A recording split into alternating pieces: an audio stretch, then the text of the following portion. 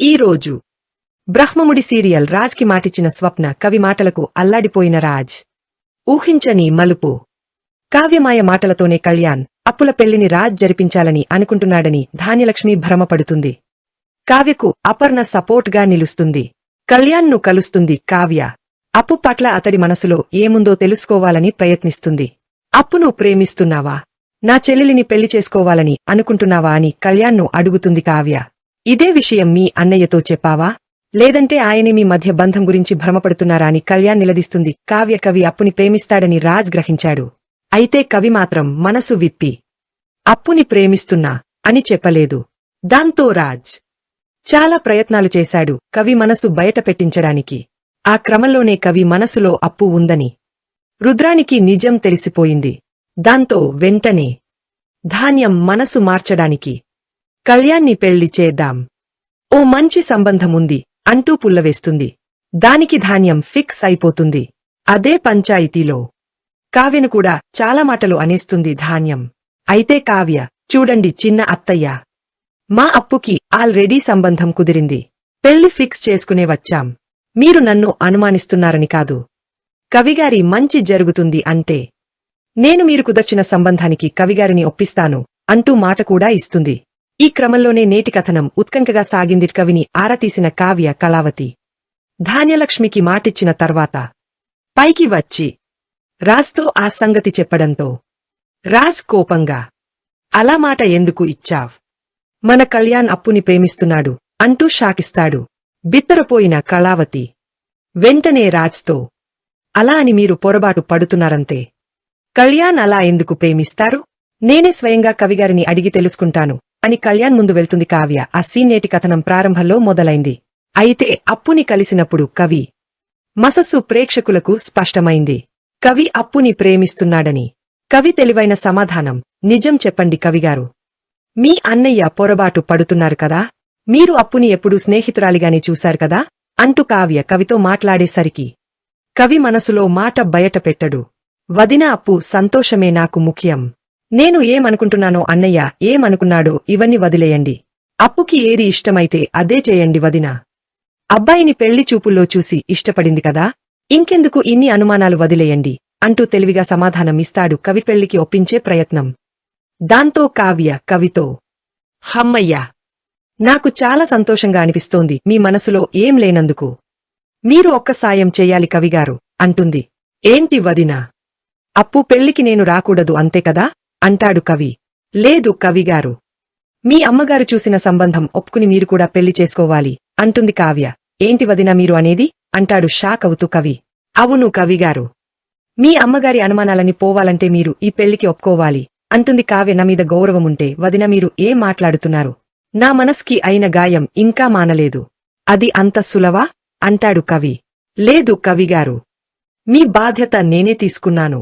మీరు మళ్ళీ హ్యాపీగా ఉండాలంటే మీరు ఇవన్నీ మరిచిపోయి పెళ్లి చేసుకోవాలి అంటుంది కావ్య. వదినా, ఇది ఎవరో బయటవాళ్లు అడిగితే అది వేరు. మీరు అన్నీ చూసి కూడా ఎలా అడుగుతున్నారు? నా వల్ల కాదు అంటాడు కవి. ఇది నేను అడిగిన మాట కవిగారు. నా మాటకు మీరు ఏమాత్రం విలువ ఇచ్చినా మీరు ఈ పెళ్లికి ఒప్పుకుంటారు అనేసి కావ్య వెళ్ళిపోతుంది. కవిగారి మనసులో అప్పు లేదు. ఇక సీన్ కట్ చేస్తే రుద్రాణి తెలివిగా మళ్లీ ధాన్యలక్ష్మి దగ్గరకు వెళ్లి, పద కావ్య కళ్యాణ్ని ఒప్పించిందో లేదో అడుగు అంటూ కీ ఇచ్చి వదిలిపెడుతుంది. దాంతో కింద అందరికీ కాఫీలు టీలు అందిస్తున్న కావ్యతో ధాన్యం గుర్రుగా వచ్చి, కావ్య, కళ్యాణ్ సంగతి ఏమైంది? నాకు నువ్వు ఇచ్చిన మాట సంగతి ఏమైంది అని నిలదీస్తుంది.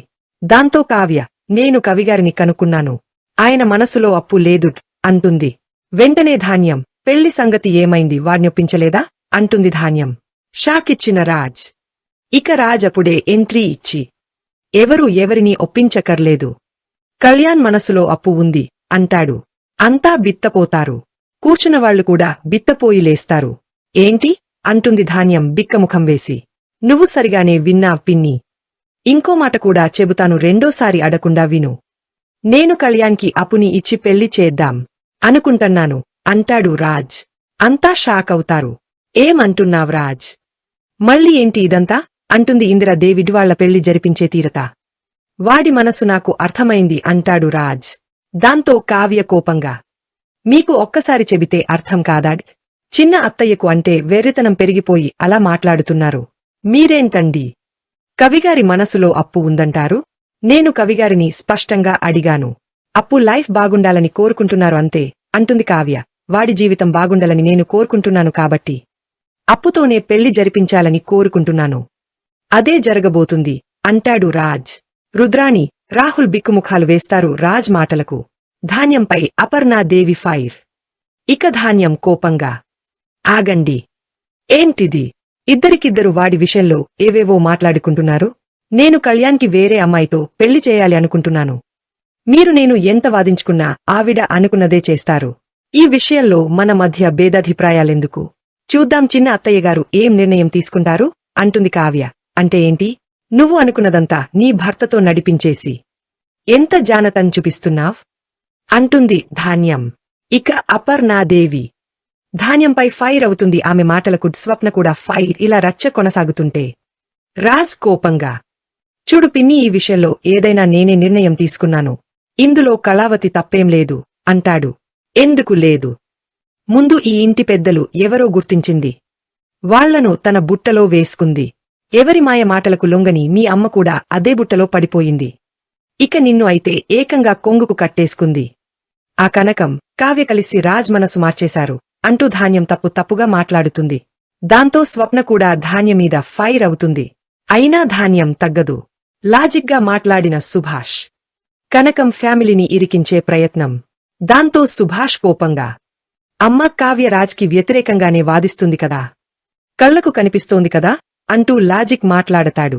వెంటనే స్వప్న, నిజంగానే రాజు నిర్ణయం తీసుకుంటే మీరు రాజ్ని ఆపగలుగుతారా? కళ్యాణ్ని ఆపగలుగుతారా? ఎవరిని ఆపగలరండి మీరు అంటుంది ధాన్యంతో కోపంగా. దాంతో ధాన్యం, చూసారా ఇప్పుడు బయటపడింది. కావ్య బయటికి చెప్పకుండా చేసేదంతా చేస్తుంది. ఈ స్వప్న ఎవరు ఏమనుకున్నా నాకేంటి అని బయటికి అనేస్తుంది. మీ కుటుంబం అంతా అంతే అంటుంది ధాన్యం తెలివిగా. కనకం ఫ్యామిలీని ఇరికించే పనిలో మాటిచ్చిన స్వప్న. ధాన్యం మాటలకు కావ్య ఫైర్ అవుతుంది. నా కుటుంబం జోలికి రాకండి. మీరు మీ కోడలు కలిసి నా కుటుంబాన్ని వీధిలోకి లాగింది చాలు. మా ఆయనకు కళ్యాణ్ మనసు తెలియక అలా మాట్లాడుతున్నారు అంటుంది కావ్య. అప్పుడే స్వప్న, ఇవన్నీ ఎందుకు? కళ్యాణ్నే పిలిచి అడిగేద్దాం. నిజంగానే కళ్యాణ్ మనసులో అప్పు ఉంటే నా సపోర్ట్ నీకే అంటుంది. నీకెందుకు మధ్యలో అంటుంది రుద్రాణి కోడలితో. మరి నీకెందుకు? నీ మందర బుద్ధి ఇక్కడ పనిచేయవు తెలుసుకో అంటుంది స్వప్న కోపంగా. రాహుల్ కోపంగా స్వప్నను నోరుముయి అంటాడు.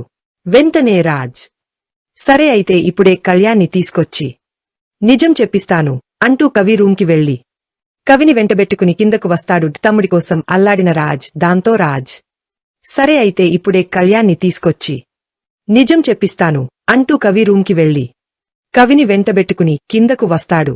చెప్పు కళ్యాణ్, నిజం చెప్పు. నువ్వు అప్పుని ప్రేమించలేదా? పెళ్లి చేసుకోవాలని అనుకోవడం లేదా? చెప్పు అంటూ అరిచి మరీ అడుగుతాడు. అయితే కావ్య, ధాన్యం, స్వప్న ఇలా పంచాయతీలో నిలబడి ప్రతి ఒక్కరూ కళ్యాణ్ని నిలదీస్తారు నిజం చెప్పమని.